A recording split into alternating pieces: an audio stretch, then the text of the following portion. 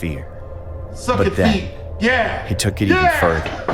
He grabbed my foot and lifted it up to his... What it is, guys? It's your boy BlastphamousHD, and today we're here to check out 3 Walmart horror stories animated. This one should be colorful. I've been fired from Walmart like 3 different times. I have a lot of Walmart stories. One time, it was on the 1st of the month. The place was super crowded. Somebody dropped chocolate right in the front of the store where everyone bags their groceries. And whoever did it, they left a snail trail going out the door. How did you even do these things? How did you do this? I am actually interested in the answer.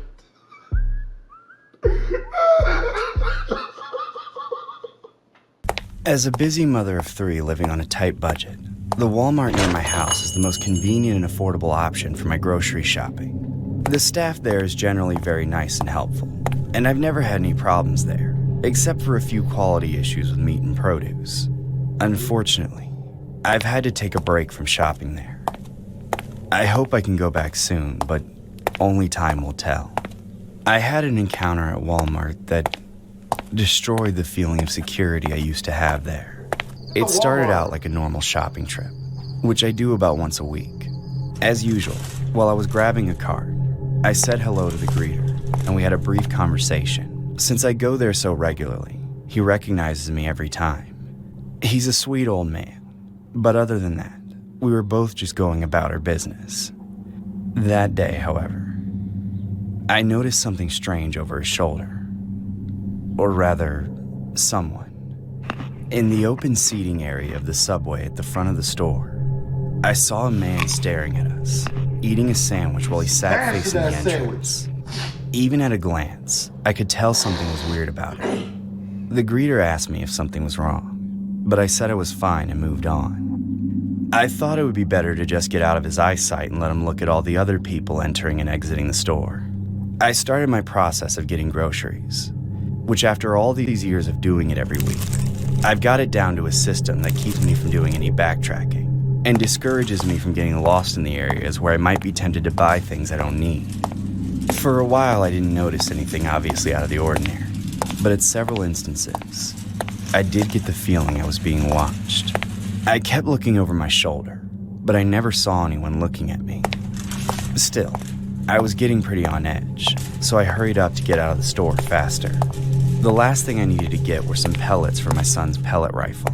While I was looking for the right kind of pellets, with one glance to the side, my suspicions were confirmed. At the end of the sporting goods aisle, a man was standing perfectly still and staring directly at me. It was the same man that stared me down from the subway. Upon this closer look, it was even more obvious that there was something wrong with him. His clothes were filthy, and he had this terrifying look in his eyes. I immediately turned the other way and headed for checkout. Every time I looked behind me, he was still following me. I got in line and was lucky enough to basically get right up to the cashier. The man following me grabbed a drink from a cooler and got in line to check out with the register next to me. Unsurprisingly, he got done before me and waited in the subway. When I was finished, I tried telling the cashier about him so they could maybe get the manager to do something about him. But they basically shooed me away so they could work through the line that had developed behind me. So instead, as I was leaving the store, I talked to the greeter. I pointed the stalker out and asked him to stall him for as long as he could. Then, I hurried out of the store to where my car was parked in the lot. I packed my groceries into the trunk as quickly as I could, but I wasn't fast enough. The stalker came running up to me and cornered me into the trunk of my car, where he began harassing me. I'm sorry, I didn't mean to scare you. I needed to tell you how beautiful you are. Thanks, but, I'm married. Please, go away. Yep. Oh no. No way. Yep. Not before I see if your feet are as beautiful as the rest of you. Oh boy. What? No! Stay away from me! Come on, just let me get a quick pic of your feet, that's all. Does that really happen? What? No! Feet. Stay away from me! Ew! That's what you wanted? You're not getting any pictures of me, you sick Feet? pervert! Feet Stop pictures? being such a prude. All you gotta do is take off your shoes. Feet pictures? Hell no! Somebody help me! Fine, I'll do it for you. That's when he tried to rip off my shoes. I tried to kick him away, but every time my shoe connected with his face, he seemed to enjoy it, making me much more crazed. For some reason, nobody in the parking lot came over to do anything about my screaming. It wasn't that hard for my shoes to come off. And then my socks. Once I was barefoot, the creep took out his phone and took a picture of my feet. I thought it would be over then. At that point, I let him get that far out of a mixture of shock and fear. But then, he took it even further. He grabbed my foot and lifted it up to his nose. He took a deep whiff, but it didn't even end there. Oh yeah. Your feet smell so good, lady. Let me get a taste, too. What? No. No. Oh, shit. What the hell? As soon as his tongue touched my toe, my other foot acted out of pure instinct and kicked him square in the eye. He released me and fell back onto the ground. Run for your life. He looked up at me with surprise and a bit of fear.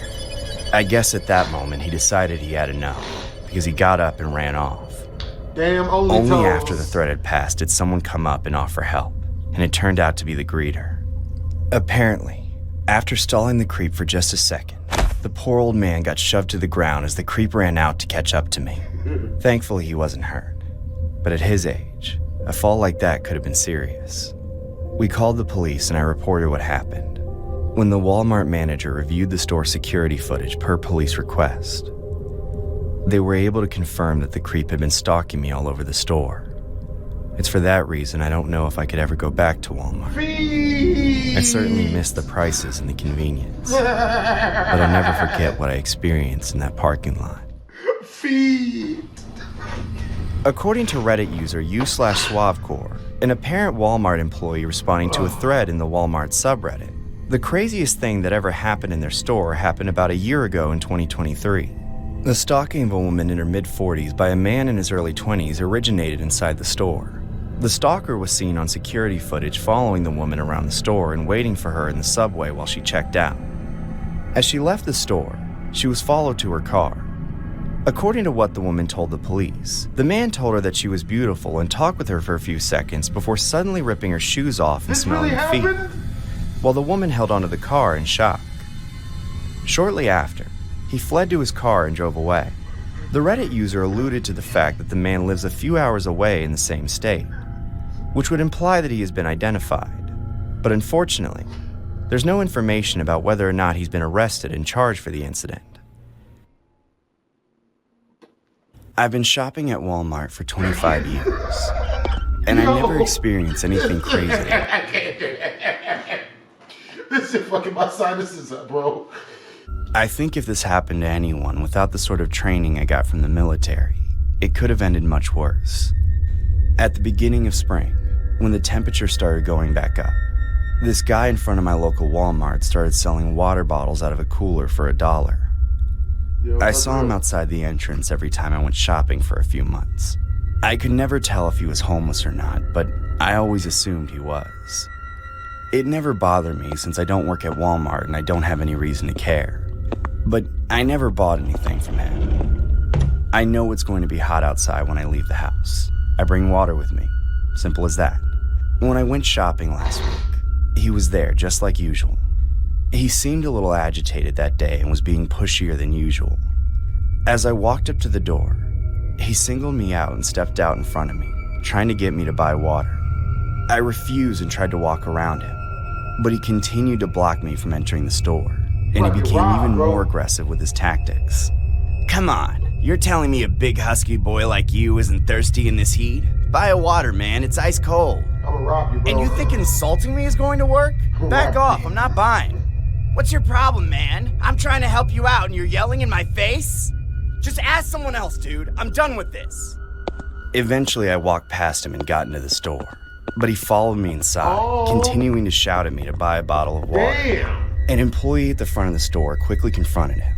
They argued for a moment, but eventually the man finally let it go and left. I had a long grocery list as I usually do, so I wanted to get through it. My first item on the list was canned food. The aisle wasn't far from the entrance, and it didn't take me long to get there. I stopped my cart and reached down to grab the green beans on the lower shelf. When all of a sudden, someone hit me in the back of the head. I was completely caught off guard. By the time I could even turn around, I had already been hit several times. The attacker hit me right in my eyes. Getting beat up by I was so homeless disoriented that I couldn't person? even tell how many people there were Ain't you or black? who they were. It felt like I was being jumped by 3 or 4 people. I tried to step back and make space, but they stayed right on me the whole time. I finally put up my defenses and got my first good look at my attacker. It was that same man from before. Man, He kept punching me in the face. who do you think it was I gonna be? pushed him back, only for him to rush forward and grab me by the arm and keep hitting me. I fought back by punching him in the chin several times, but somehow he was unfazed. I couldn't escape his hold on me, so I reached into my pocket for my knife. I pulled it out and put it to his throat, demanding he let me go. He grabbed it instead. We fought over the knife, trading blows with our other hands. You are a horrible When fighter, both bro. of our hands were grabbing at the handle, he resorted to kicking me in the groin.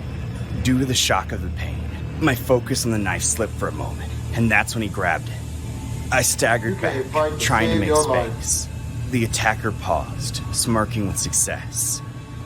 For a moment, time slowed to a crawl. The threat to my life had just been severely intensified. I got my bearings on my surroundings, noticing for the prepared to first time that we were submit. actually surrounded by a crowd of people. But instead of doing anything to help me, they had taken out their phones and were filming. I had no time to feel injustice, though.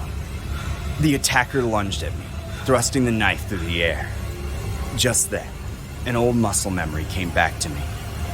A piece of CQC training from boot camp when I was 18 years old. 25 years later, I used it for the first time in a real-life scenario. I quickly blocked the rushing attack and disarmed the man as he tried to stab me, grabbing a hold of it myself. My muscle memory also led me to stab the man twice without even thinking about it. Luckily, I only hit his arms. He shouted in pain and tripped over himself, collapsing to the ground. I stood there in a queasy state, wondering if he was going to get up and come at me, wondering if I would have to stab him again. Thankfully, when he got to his feet, he turned around and ran right out of the store.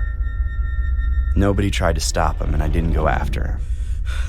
I was pretty shaken up, both by the attack itself and with what I had proven myself to be capable of so automatically. Some people finally came up to me, and after talking with them for a while, I felt mostly normal again. A bit later, the police showed up, as well as a news crew. I gave my statements to the police and then figured I should agree to do an interview with the reporters while the memory was fresh. This wasn't the way I envisioned I'd be on the news if I ever did. And one of the strangest things to me is that after everything, at the end of the day, I still needed to get groceries. When I returned to shopping, I had to go back to the exact same spot where it happened, right in front of the can of green beans. As I reached down to grab them, I had a flashback to the fight. At the time, I didn't realize he was saying anything, but suddenly I remembered him screaming about something. It was the reason why he was attacking me. His cooler full of water had been stolen while he was in the store with me, and somehow he blamed me for it. He was trying to punch my teeth in for stealing his cooler. I really don't understand this world. I've had a lot worse. That was actually real? On June 14th, 2024, a man named Lonnie Blanzett was attacked while shopping at Walmart in Shreve City, Louisiana. Blanzett gave a detailed account of the ensuing battle to local news reporters, in which he describes being absolutely surprised by the attack. As he struggled to make sense of what was going on and defend himself, the Blanzett turned to 2 weapons on his person. We chose not to depict the struggle over the first weapon here on YouTube, but it follows the same line of events as the second. The attacker was able to take the knife out of Blanzett's hands, but luckily he was able to regain possession of it. At which point he stabbed his attacker twice. The attacker then fled the store.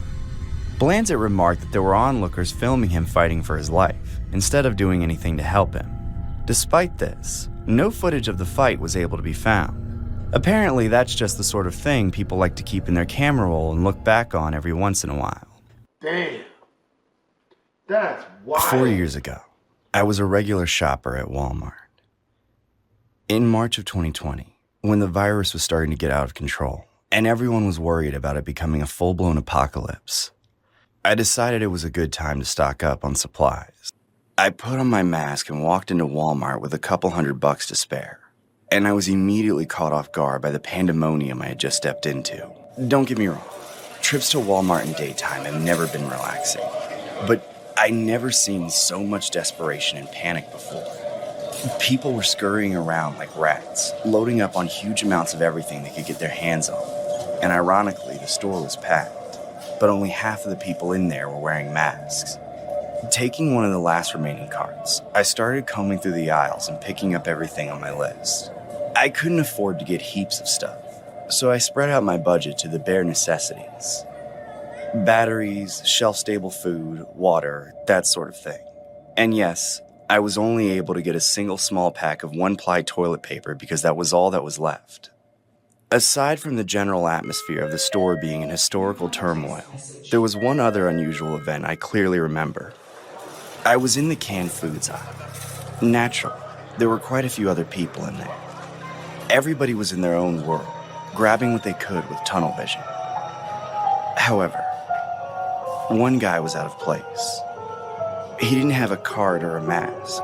He wasn't even carrying anything. But he was standing at the end of the aisle just a few feet from me. As I picked up a can of beans, I saw him smile like a creep out of the corner of my eye. I glanced over and he looked away. Then he walked off, quietly laughing. At the time, I figured he was just some nutjob in denial of the whole situation, getting some kick out of watching everyone scramble for resources.